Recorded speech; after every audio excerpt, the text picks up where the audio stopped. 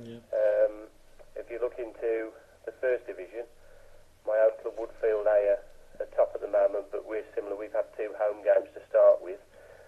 Kings Norton, Rockadine Wood, Maddox as they're known, and Heath Hayes are also up there on 4 points with home wins. But the most notable result of the first 2 weeks was West Brom supporters winning away at Baddesley, which is a very, very tricky place to go to. We played there last year, and it's if you catch it when it's running, it's an unbelievable green.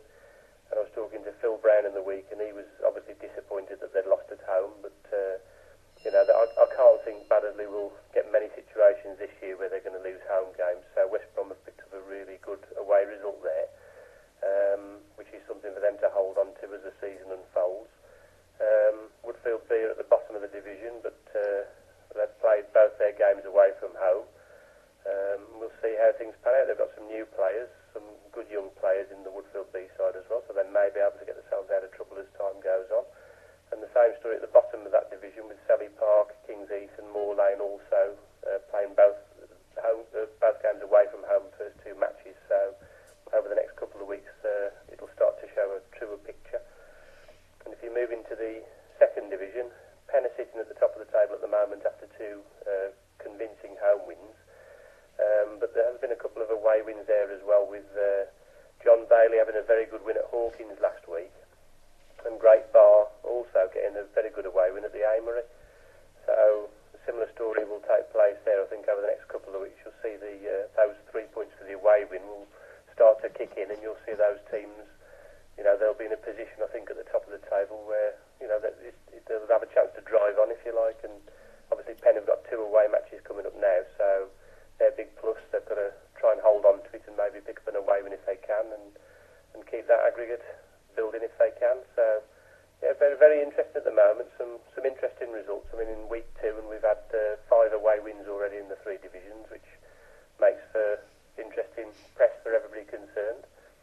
So, yeah, it's good stuff for the league, I feel. Yeah, and some good wins as well, some unexpected ones, as you said, with Molesley and Boldmere winning away at the Dell and at Windmill. And I think the main result really is probably West Brom supporters. I mean, I believe they just missed out on promotion to the Premier League last year on shots, didn't they? They did. They were very unlucky last year, I feel, West Brom supporters. They would have, they came and won at Woodfield at my club, and, fair play if the team comes and wins at Woodfield, then they deserve everything that they get. And they were just unlucky, really, that the 2 teams that finished above them, Windmill and Molesley, both had good seasons and got some good results in, and obviously built in some very big home aggregates as well. So that was always going to maybe be the downfall for West Brom, because their home green probably doesn't give the same sort of opportunity as Molesley and Windmill does.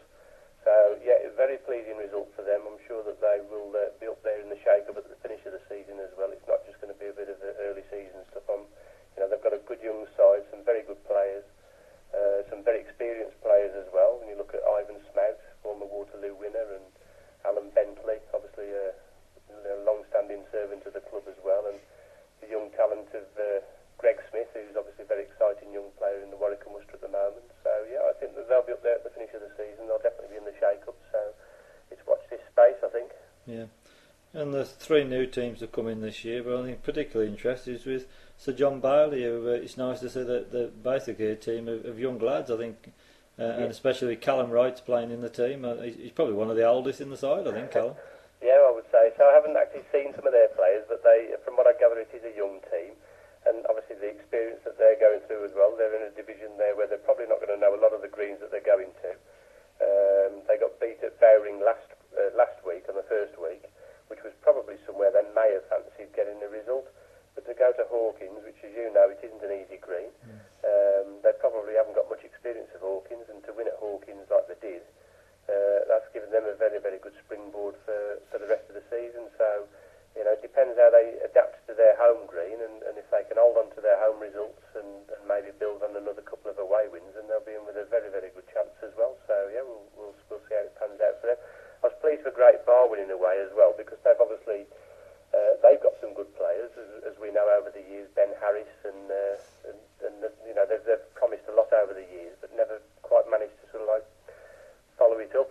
So they've got themselves off to a good start this time with a nice away win, and we'll see how they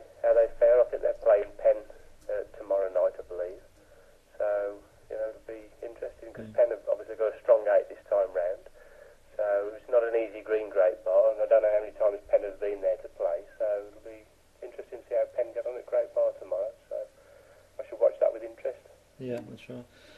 And I say it's good as a John Bailey team to get a bunch of youngsters who are sort of just come through the junior ranks, who put a team in a league and are trying to sort of improve the game. I mean, it's good to see that, isn't it? Yeah, definitely. Nick? Definitely, because at the end of the day, I'd like to think that the league offers opportunity for young players, talented young players, and there is a lot of good young players in the league through the divisions, in the Premier and down below as well. And it's definitely, well, hopefully it's going to be a breeding ground for good young players and a chance for them to experience quality bowls. It is. I totally agree with you. I mean, John Bailey to put a team in like they have with the players that they've got, it's very commendable. They're having a go. You see a lot of clubs where they might have the odd junior here and there, and they try and nurture the juniors that way. But for a group of young lads to go and have a go themselves and see what they can do, then it is commendable, and wish them all the best and hope that the season goes from strength to strength for them. And they've got a lot of travelling as well. It's good to see with the petrol cost that the young lads are prepared to jump in a couple of cars and travel.